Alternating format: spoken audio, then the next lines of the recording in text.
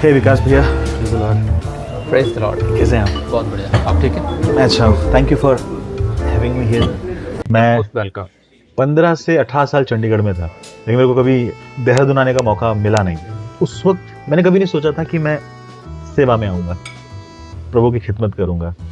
ये वही समय था जब मुझे पहली बार गॉस्पल मिला था। गॉस्पल कैसे मिला था कि एक ट्रैक मिला मुझे गॉस्पल का, प्रेमलाल का दिल, और वहीं से मेरी जो मसीही यात्रा है, मसीह को जानने की यात्रा शुरू हुई थी 2000 से।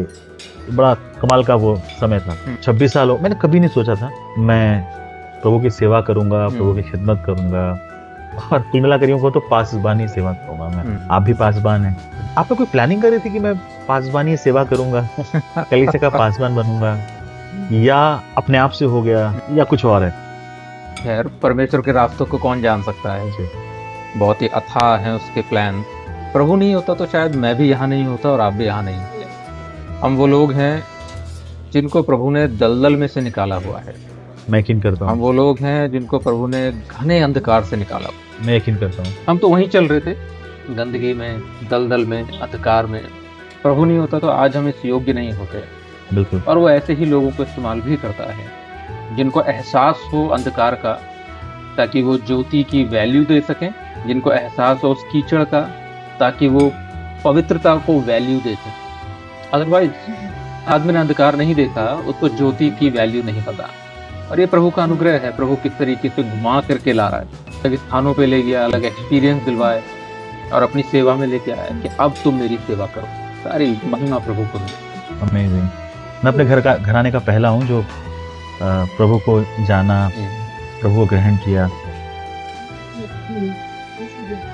करते करते कई बार एक ऐसे स्थान पर पहुंच जाते हैं हम लोग जहाँ बड़ी अजीब सी सिचुएशन बन जाती है। अब जैसे हम लोग ये रेस्टोरेंट में बैठे हैं, हर तरह के लोग हैं यहाँ, सब तो विश्वासी नहीं है। बिल्कुल।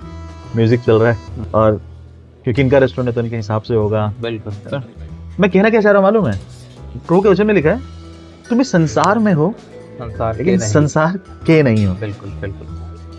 कितना चैलेंजिंग होता है एक प्रभु के दास, उसके परिवार को, क्योंकि उसकी जिम्मेदारी सिर्फ उसका परिवार नहीं, उसकी कलीसिया भी है। और मैं और आप इस बात से अवगत होंगे कि हम जो सेवक हैं, हमारा जो लेखा है वो थोड़ा अलग है। अलग है। बिल्कुल। हमारी क्योंकि जिम्मेदारी भी हमारी अलग है। तो ऐसे में हम लोग अपने लोगों को क्या शिक्षा, मतलब उनको कैसे, क्योंकि अब आप देखते होंगे कि ना बहुत हर चीज का एक्सट्रीम हो जाता है। मतलब वो अपने आप को पवित्रता के नाम पर या तो पूरा आइसोलेट कर लेते हैं, हमें करना ही नहीं है, हमें जाना ही नहीं, हमें ये सब करना ही नहीं है, या फिर हम इतने ज्यादा भूल जाते हैं कि हम अपनी पहचान भूल जाते हैं। हाँ, मैं उस पहचान की बात नहीं कर रहा हूँ जो दुनिया देती है। हम मेथोडिस्ट, हम बैप्टिस्ट, हम कैरिज्मेटिक, हम ये, हम वो, संसार में हैं, संसार के नहीं है। और इस संसार में रहते हुए ही हमें अपनी मसीही यात्रा को पूरा करना है। तो जब आप पासबानी सेवा में हैं, आप कैसे ध्यान रखते हैं इस चीज का, अपने लिए, अपने परिवार के लिए, और अपने कलीसिया के लिए?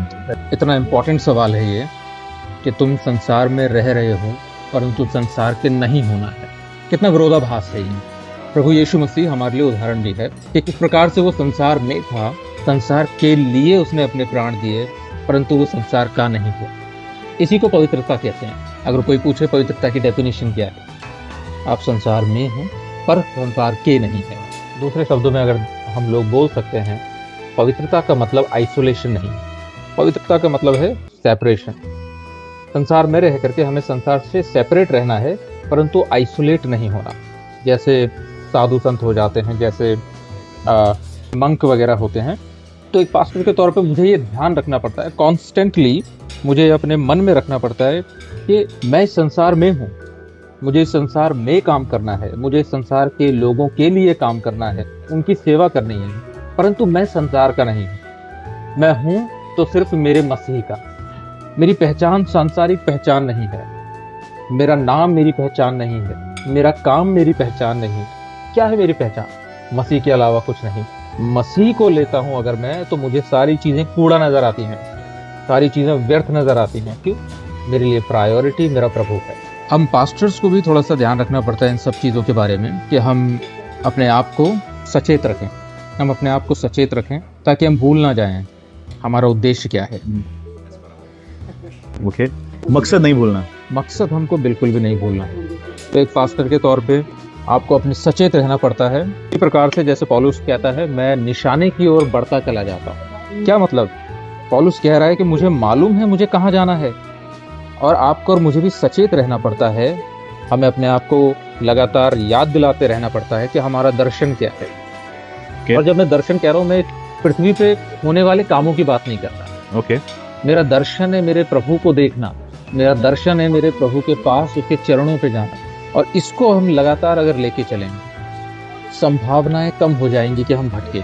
अदरवाइज हम अपने दर्शन को अपने आगे नहीं रखेंगे तो पूरी संभावनाएं होंगी हम गिरें, और लोग यही गलती करते हैं। एक मनुष्य जो वो कर रहा है, वो करते हुए जो जिम्मेदारी मिली है, उस जिम्मेदारी को निभाते हुए उस बात को स्मरण रखे, जिस काम के लिए वो बुलाया गया है, वो अलग किया गया है। सेवा के दौरान, पासवानी सेवा के दौरान जाहिर सी बात है हमारे पास लोग आते हैं काउंसलिंग के लिए, अपनी समस्याओं को लेकर, प्रॉब्लम को लेकर। बिल्कुल। तो इन दिनों में जिन ज्यादातर समस्याओं या चुनौतियों का सामना विश्वासी कर रहे हैं, बता पाएंगे ऐसे कुछ समस्याओं के बारे में जो आपको लगता है कि यार ये थोड़ा ज्यादा है, ये थोड़ा ज्यादा हो रहा है लोगों में?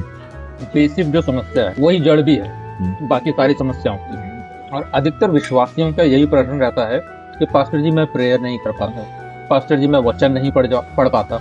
और यही कारण है बाकी समस्याओं के, कि हमारे जीवन में प्रार्थना की कमी है, हमारे जीवन में वचन की कमी है। तो मेरी पहली जिम्मेदारी बनती है उनके साथ प्रार्थना में बैठना, सिर्फ वो सिखाना नहीं कि प्रार्थना ऐसे करते हैं, उनके साथ कॉन्स्टेंटली प्रार्थना में बने रहना। Thank you. ये नेपाल का जो थोपा है वही है क्या ये? नहीं, इसको बोलते हैं मोक्तु। और मोक्तु का मतलब होता है सूप के अंदर आपका मोमो डले हुए। थोपा समझ लीजिए आप, सूप के अंदर आपके चाउमीन डले। प्लेन चाउ। तो जब हम लोगों को सिर्फ ये सिखाएंगे कि प्रार्थना कैसे की जाती है थियोरेटिकली, जो कि इम्पोर्टेंट है, लेकिन अगर उनको ये ना सिखाए कि प्रार्थना अपने साथ बैठा करके घुटनों पे कैसे करते हैं, आराधना कैसे की जाती है, सिर्फ हम थ्योरी सिखाते रहेंगे, ऑफकोर्स लोगों के पास ज्ञान जाएगा किस प्रकार से करनी है, कैसे करनी है, परंतु एक वो ज्ञान होता है जो एक पिता के साथ बच्चा रह करके देख करके सीख रहा होता है। तो हमें इस चीज़ का ध्यान देना है कि जब हम एक आत्मिक पिता हैं तो सिर्फ हमें बोल के करेक्शन नहीं करना, हमें उनको दिखा के उनको बताना है कि ऐसे करते हैं। दोनों चीज़, दोनों तरीके ज़्यादा इफेक्टिव है। तो मैं वचन पढ़ना सिखाऊंगा, थियोरेटिकली भी बता करके भी, और साथ में बैठा करके भी। मैं प्रार्थना करना सिखाऊंगा, थियोरेटिकली प्रचार करके, शिक्षा दे करके, साथ ही साथ उसके साथ घुटनों पे बैठ करके भी, ताकि उसको पता रहे इस तरीके से करते हैं, यहाँ चैलेंजेस हैं और यहाँ इस प्रकार से चीज़ों को की जाती है।